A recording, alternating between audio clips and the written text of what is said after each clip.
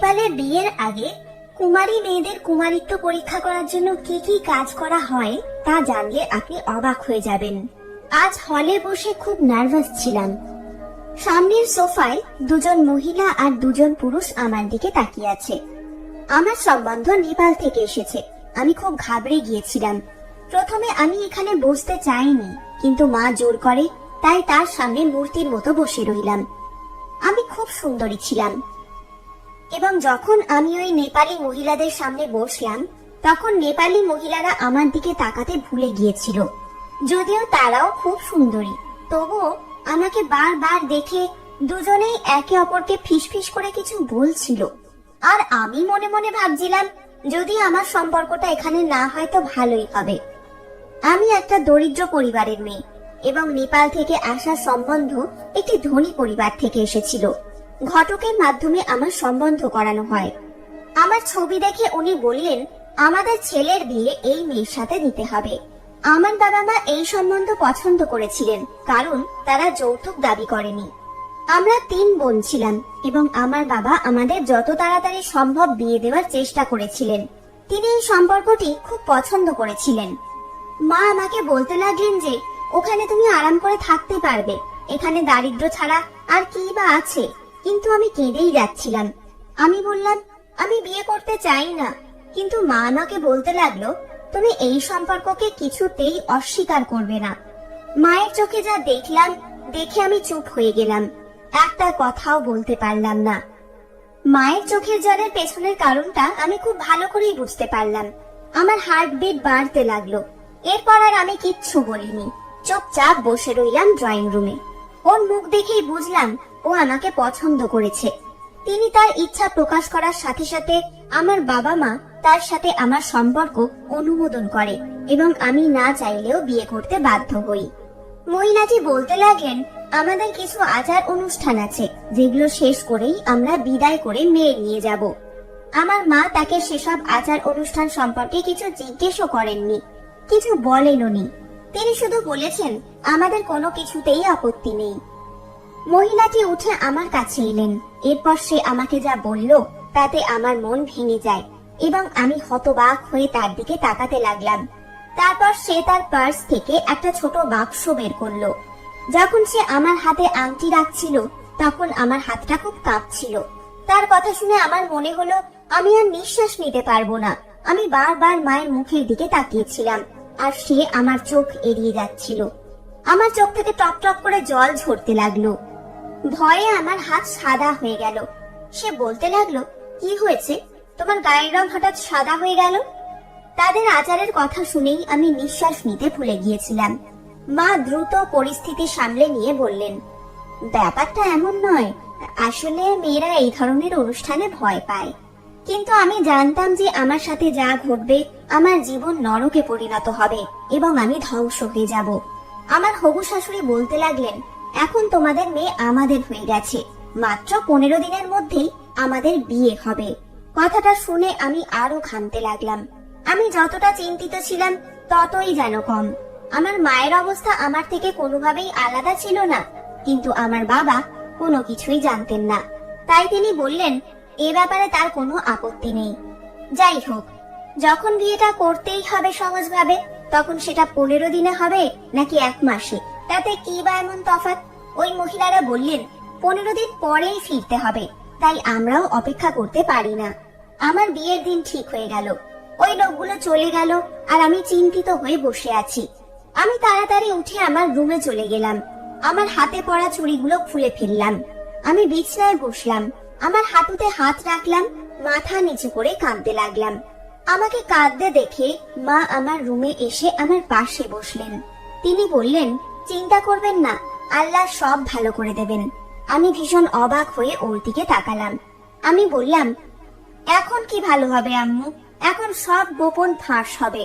আমাকে ধাক্কা দিয়ে বের করে দেবে। আমি সবার সামনে অপমানিত হব।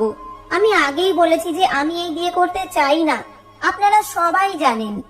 মায়ের চোখ থেকেও জল গড়িয়ে পড়ছিল এই ভেবে যে কতদিন তোমাকে ঘরে বসিয়ে রাখতে পারবো। তোমার আরো 3 বোন আছে, তোমার বাবা তাদের বিয়ে করাবে না যতক্ষণ না সে তোমাকে বিদায় করবে, এবং তুমি তোমার বাবার রাগ জানো। আমি রাজি না হলে সে যেখানে খুশি তোমার বিয়ে ঠিক করে দিত। সে বলল, চিন্তা করো না, আল্লাহ আমাদের ত্রুটি সম্পর্কে সব জানে। কিন্তু আমি কেঁদেই যাচ্ছিলাম। বিয়ের দিন যতই ঘনিয়ে আসছিল, আমি অনুভব করছিলাম আমার জীবন আমার শরীর ছেড়ে চলে যাবার মতো অবস্থা হচ্ছিল। সেদিন আমার শাশুড়ি আমাকে বলেছিলেন যে তিনি নেপালের যে সম্প্রদায়ের, সেখানে মেয়েটির কুমারিত্ব পরীক্ষা করা হয় এবং তারপর তাকে বিদায় করা হয়। এবং তিনি আমাকে যে পদ্ধতিটি বলেছিলেন তাতে আমার মনে হয়েছিল যে আমি বরবাদ হয়ে যাব। পরের দিন আমার শাশুড়ি 5 লাখ টাকা এবং আমার বিয়ের জামা কাপড় এবং প্রয়োজনীয় জিনিসপত্র দেওয়ার পরে চলে গেলেন। আমার শাশুড়ি টাকা দিয়েছিলেন যাতে আমরা অতিথিদের জন্য খাবার এবং পানীয়ের ব্যবস্থা করতে পারি। আমি জামা কাপড় বা বিবাহের প্রতি আগ্রহী ছিলাম না। দিন রাত আমি একই চিন্তায় ব্যস্ত ছিলাম, যা আমার শাশুড়ি বলে গিয়েছিলেন। আমি যতই এটা নিয়ে ভাবতাম ততই আমার দম বন্ধ হয়ে যেতে থাকে, কারণ আমি জানতাম যে মেরি যখন সত্য কথা জানতে পারবে তখন সে আমাকে কখনোই বিদায় করে নিয়ে যাবে না। আমার বাবা একজন গরিব মানুষ। তিনি মজুরের কাজ করতেন এবং প্রতিদিন যা উপার্জন করতেন তা খেয়ে আমরা বেঁচে থাকতাম। আমার বাবার সম্মান ছাড়া আর কিছুই তো ছিল না, এবং সেটাও আমার কারণে 15 দিন পর ধূলিসাৎ হতে চলেছে। আমি সারাক্ষণ কাঁদতে থাকতাম। কয়েকদিন পর আমার বন্ধুরা আমার কাছে এসে আমাকে উত্তক্ত করতে থাকে। আমার এক বন্ধু জিজ্ঞেস করলো, তোমার কি হয়েছে? বিয়ের আগে কনের চেহারা এবং গায়ের রং আলাদা, তোমার মুখটা তো একেবারে ফ্যাকাশে হয়ে গেছে। কি করে বলবো এটা বিয়ে নয়, আমার জন্য মৃত্যুর বার্তা? প্রথমত আমি নিজেই এই রীতি নিয়মটা বুঝতে পারিনি। ভাবলাম বাবা এমন রীতিতে আপত্তি করলেন না কেন? আমার বিয়েতে তার পকেট থেকে কিছু খরচা করতে হয়নি বলেই হয়তো। কিন্তু আমার জীবনের ঝুঁকি তো ছিল। 15 দিন কেটে গেল এবং আমার বিয়ের দিনও এসে গেল। আমার বন্ধুরাই আমাকে সাজিয়েছে। আমি রেডি হতে পার্লারে যাইনি। আসলে আমি বহু বছর বাড়ি থেকে বের হইনি। বহু বছর ধরে আমি আমার ঘরের 4 দেওয়ালের মধ্যেই বন্দী ছিলাম। যদিও আমার উপর কোনো বিধিনিষেধ ছিল না, কিন্তু আমার সাথে যা ঘটেছিল তাতে আমি ভয় পেয়েছিলাম। আমি আমার বাড়ির দরজায় দাঁড়াতেও ভয় পেতাম। আমাকে লেহেঙ্গায় খুব সুন্দর লাগছিল, আমার সব বন্ধুরাও তাই বলছিল। কিন্তু আমার অবস্থা তো এমন ছিল যে মনে হচ্ছিল আমি মরে যাব। আমার সারা শরীর ঠান্ডা হয়ে আসছে যেন। আমার শাশুড়ি বলেছিলেন বিয়ের আগে মেয়ের কুমারিত্ব পরীক্ষা করা হয় এবং তারপরেই বিদায়ের সিদ্ধান্ত নেওয়া হয়। বিয়ের রাতে মেয়েটি তার স্বামীর সাথে তার বাবা মায়ের বাড়িতে রাত কাটায় এবং সকালে ঘুম থেকে উঠে তার স্বামী সবাইকে বলে যে সে বিদায়ের জন্য উপযুক্ত কিনা। স্বামীর বলার পর বিদায় করা হয় এবং স্বামী অস্বীকার করলে দুনিয়ার দৃষ্টিতে সে ব্যভিচার করেছে বলে প্রমাণিত হয়। মনে হলো যেন আমার হৃৎপিণ্ড স্পন্দন ভুলে গেছে।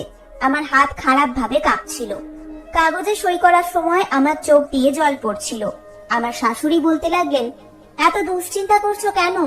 এসব শুধু তোমার সাথেই ঘটছে না, বিয়ের পর প্রতিটা মেয়েই তো এইসব আচার অনুষ্ঠানের মধ্যে দিয়ে যায়। মা বাবার বাড়ি ছাড়তে হয়।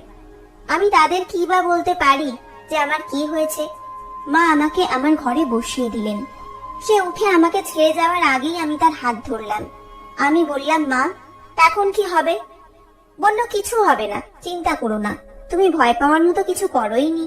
চিন্তা করবে না, ঈশ্বর সবকিছু ঠিক করে দেবেন। শুধু ঈশ্বরের কাছে প্রার্থনা করো যে তোমার গোপনীয়তা যাতে গোপন থাকে। ঠিক আছে। মা উঠে ঘরের দরজা বন্ধ করে দিল, আর আমার মনে হলো কেউ যেন আমার হৃদয় মুঠোয় ভরে রেখেছে। আমার মনে হলো আমার দম বন্ধ হয়ে আসছে। আমি জোরে জোরে শ্বাস নিচ্ছিলাম।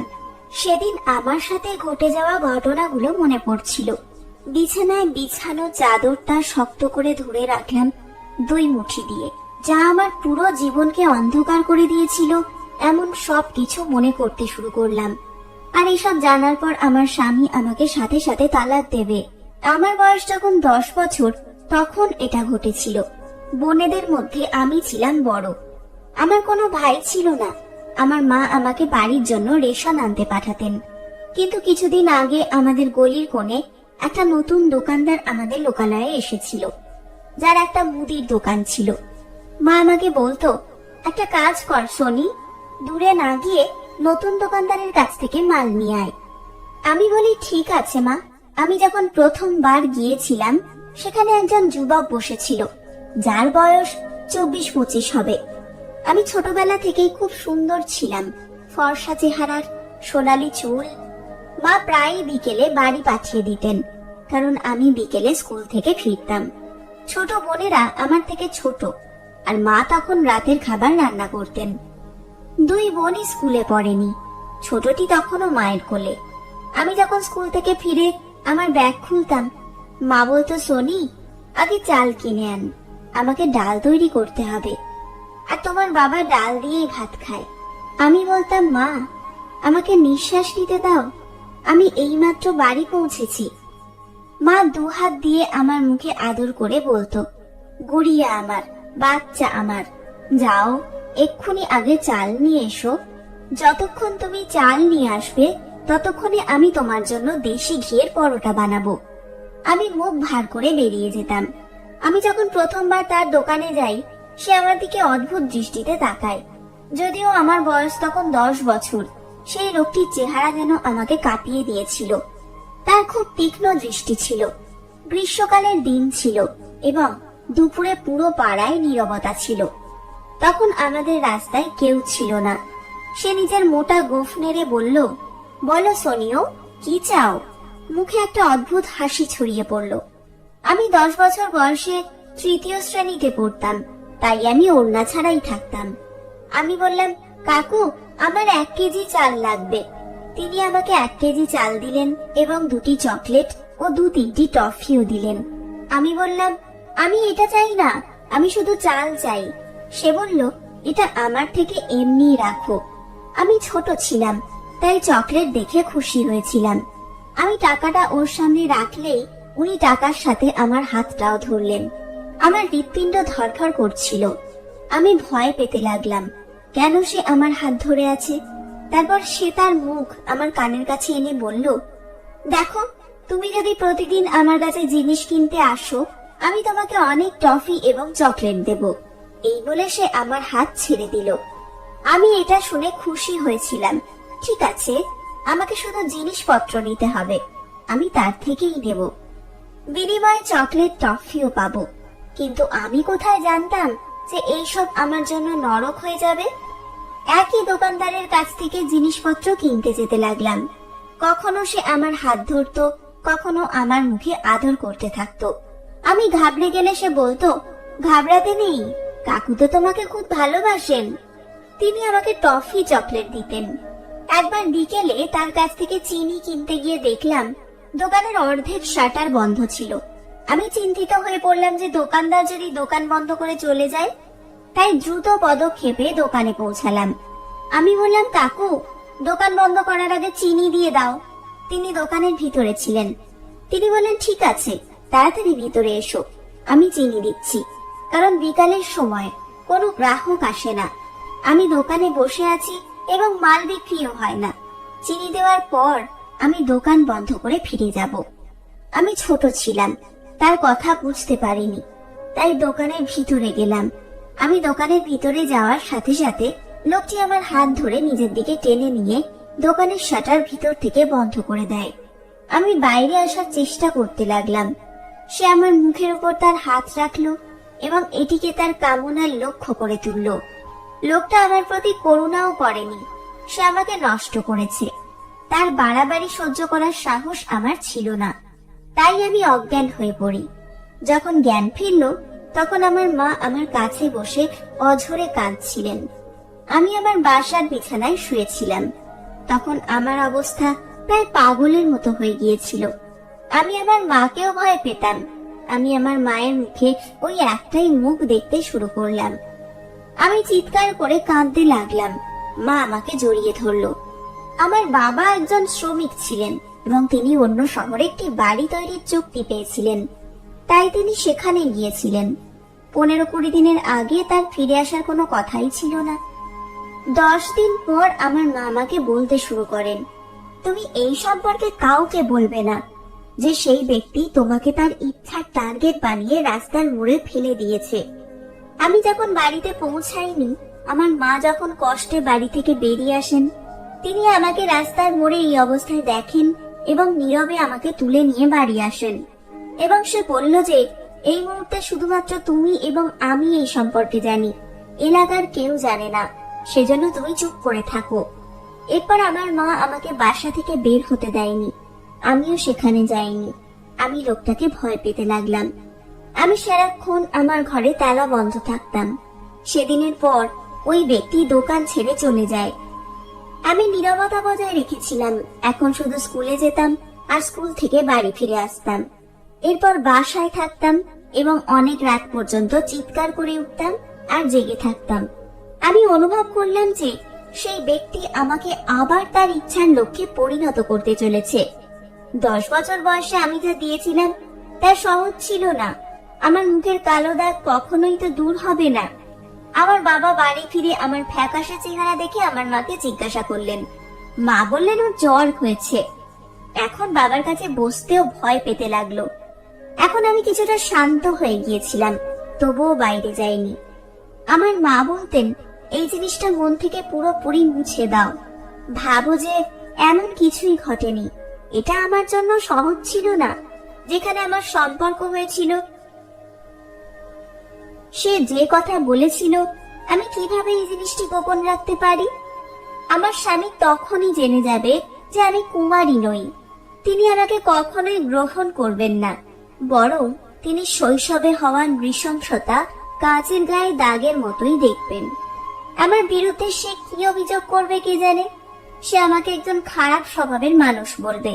সে ভাববে যে আমি হয়তো যৌবনে এসব করেছি বা কারোর সাথে আমার সম্পর্ক ছিল, যদিও আমি অত্যাচার নির্যাতনের শিকার হয়েছি। আর কে জানে আমার মতো কত মেয়ে এমন নৃশংসতার শিকার হয় আর তাদের মায়েরা মুখ বন্ধ করে থাকে। আমার রুমের দরজা খোলার সাথে সাথে কেউ আমার হৃদয়ে চেপে ধরলো যেন। আমার স্বামী রুমে এলেন।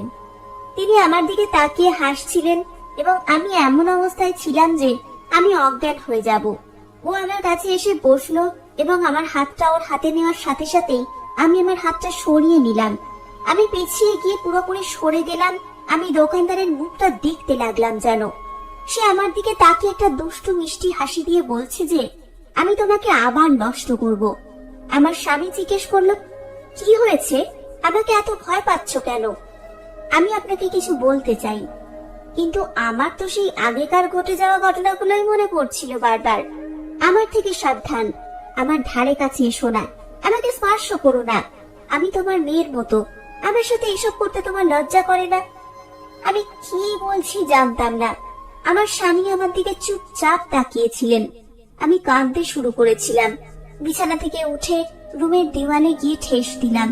আমি বললাম, ঘর থেকে বের হও, আমাকে স্পর্শ করো না। আমি খুব ছোট, মাত্র 10 বছর বয়সী। ঈশ্বরের জন্য আমার উপর দয়া করুন। আমার স্বামী শুধু আমার দিকে তাকিয়েছিলেন এবং এই কথা বলার সময় আমি সেখানে দেওয়ালে ঠেস দিয়ে বসে ফুপিয়ে ফুপিয়ে কাঁদতে লাগলাম। তিনিও আমাকে চুপ করাননি। যখন জ্ঞান ফিরল তখন আমি সব হারিয়ে ফেলেছিলাম। আমার সাথে যা ঘটেছিল আমি তাকে সব বলেছিলাম। তিনি একেবারে চুপচাপ বসেছিলেন, মুখে হালকা রাগ ছিল। আমি বুঝতে পেরেছিলাম যে আমার ধ্বংস এবার শুরু হলো। সকালে ঘুম থেকে উঠে সে সবাইকে বলবে আমি কুমারী নই, সবাইকে অপমান করে চলে যাবে। আমি সারা রাত কাঁদতে থাকলাম। আমার ইচ্ছা হচ্ছিল মাটি ফেটে যাক এবং আমি তাতে ঢুকে যাব, কারণ যে বিশৃঙ্খলা ঘটতে চলেছে তার চেয়ে মরে যাওয়া আমার পক্ষে ভালো। আমার কারণে আমার বোনেরাও দুর্নামের জীবন কাটাবে, এমন ভাবনাতেই দিনের সূর্য অস্ত গেল। সকাল 8টা বাজার সাথে সাথে আমার স্বামী খুব রাগ করে রুম থেকে বেরিয়ে গেল এবং আমি ভাবলাম আজই আমার শেষ সকাল। এবং যখন আমার মা আমার ঘরে এলেন তখন আমি বুঝতে পারলাম আমার কি হতে চলেছে। আমার স্বামী নিশ্চয়ই বাইরে গিয়ে আমার সব সত্য কথা বলেছে। তখন আমার মা আমার কাছে এসে বললেন, আল্লাহ আমাদের সম্মান রেখেছেন, তোমার স্বামী তোমাকে বিদায়ের প্রস্তুতি নিতে বলছে। কথাটা শুনে অবাক হলাম। আমি অবাক হয়ে মায়ের মুখের দিকে তাকিয়ে বললাম, সত্যি? তিনি হাসতে লাগলেন এবং বললেন, ঈশ্বরকে ধন্যবাদ যে তিনি গোপন রেখেছেন। এবং আমি ভাবছিলাম যে আমি তো সবকিছু সত্য বলেছি, তাহলে বিদায় কিভাবে সম্ভব হলো? ঠিক আছে, আমি তাকে বিদায় জানিয়ে চলে গেলাম। আমার আর তার মধ্যে কোনো কথাবার্তা হয়নি। আমরা নেপালে পৌঁছালাম। তার অনেক বড় বাড়ি ছিল। আমাকে আবার পাত্রী বানিয়ে তার ঘরে বসানো হয়েছিল এবং আমি খুব বিভ্রান্ত ছিলাম। আমার স্বামী রুমে এলে আমি প্রশ্নবোধক চোখে তার দিকে তাকিয়েছিলাম। সে খুব সিরিয়াস ছিল। তিনি এসে আমার কাছে বসে বললেন, সেদিন রাতে যা ঘটেছিল তা আমি কল্পনাও করতে পারিনি। প্রথমত, আমার সম্প্রদায়ের যে সমস্ত আচার অনুষ্ঠান করা হয় আমি তা পছন্দ করি না। এটি একটি অত্যন্ত লজ্জাজনক আচার, যা হওয়াই উচিত নয়। আচ্ছা, আমরা আমাদের সম্প্রদায়ের কাছে এটি ব্যাখ্যা করতে পারি না। কিন্তু সেই রাতে তুমি যা বলেছিলে এবং তোমার খারাপ অবস্থা দেখে আমার তোমার জন্য করুণা হতে লাগলো, কারণ তুমি নির্দোষ এবং এতে তোমার কোনো দোষ নেই। তোমার সাথে যা ঘটেছে তা দুর্ঘটনা এবং আমি এতটা অযোগ্য নই যে আমি আমার স্ত্রীকে তালাক দেব। টেনশন নিও না, বুঝবে? তুমি খুব ভালো, আর তোমার গোপন কথাটা আমার ভিতরেই চাপা থাকবে। আমার স্বামী খুব ভালো মানুষ ছিলেন, এই কারণে তিনি আমাকে কখনো ঠাট্টা করেননি। কিন্তু ধীরে ধীরে সেই ভয়টা আমার থেকে সরিয়ে দিয়েছেন তিনি। ধন্যবাদ বন্ধুরা।